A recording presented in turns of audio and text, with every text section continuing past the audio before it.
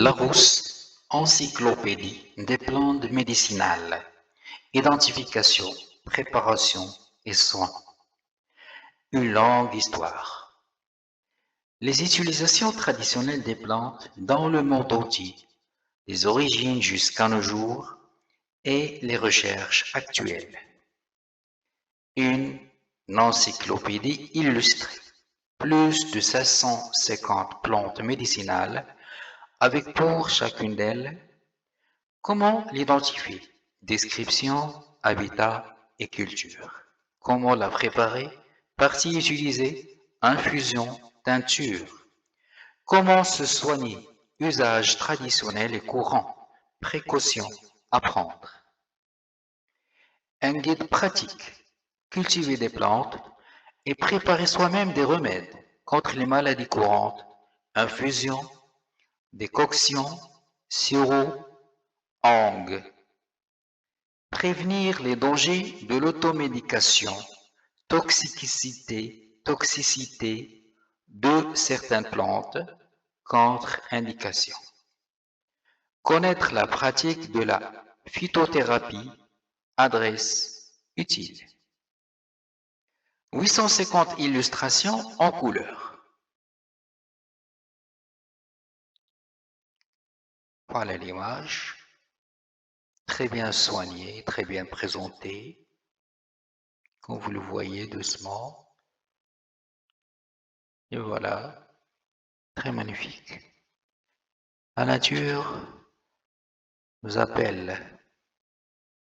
Encyclopédie des plantes médicinales, préface de Paul Iseran.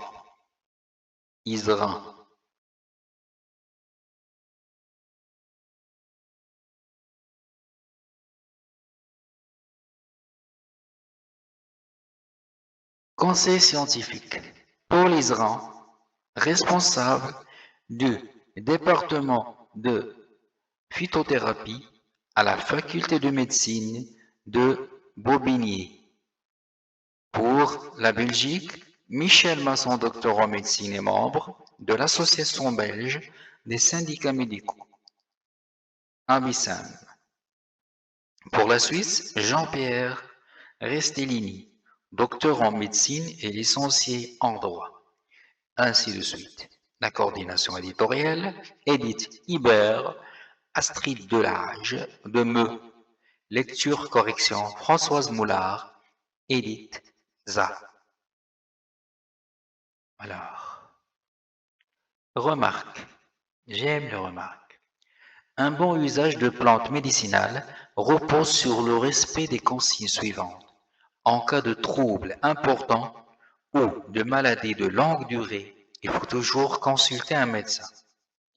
Il est alors particulièrement dangereux d'établir son propre diagnostic et de pratiquer l'automédication.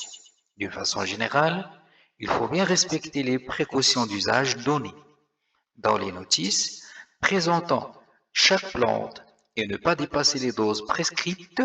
Il faut aussi s'assurer que les plantes ont été bien identifiées et, en cas de doute, consulter un phytothérapeute ou un pharmacien. Malgré tout, le soin apporté à la rédaction de l'encyclopédie des plantes médicinales, une erreur aura pu s'y glisser. Nous saurions être tenus pour responsables de ces conséquences ou d'une interprétation erronée, car, rappelons-le, aucun livre ne peut remplacer l'avis du médecin. Merci. Le sommaire, introduction 6, le développement de la phytothérapie. 8. L'action des plantes médicinales, les éléments actifs des plantes, des origines au XIXe siècle, 16.